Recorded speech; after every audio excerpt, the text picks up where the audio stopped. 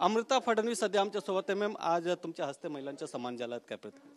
मी आज इथे NSC ऑफिसमध्ये आहे, NSC बिल्डिंगमध्ये आहे आणि खूप छान असं स्विगी आणि NSCचं जॉईंट व्हेंचर आहे, ज्यात फायनान्शियल लिटरसी ट्रेनिंग त्यांच्या स्विगीच्या डिलिव्हरी एम्प्लॉईजला देणार आहेत। तर त्याचं आम्ही इनॉग्युरेशन केलं आणि खूप आनंद आहे की आज स्त्रियांना सशक्त करण्यासाठी असे मोठे कॉर्पोरेट्स, लिस्टेड कॉर्पोरेट्स पुढे येत आहेत आणि NSC त्यांना साथ देते।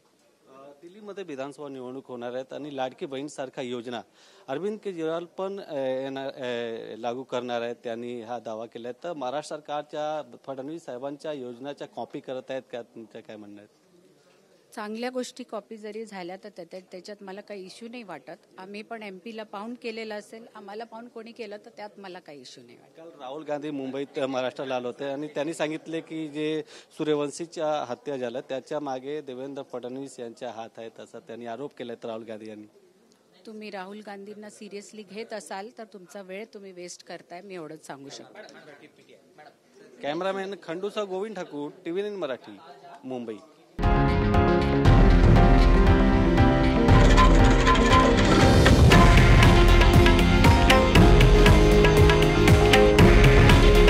हे आहे देशातील नंबर 1 न्यूज नेटवर्क आणि आपण पाहत आहात TV9 मराठी। काळजी तुमची, हित महाराष्ट्राचं।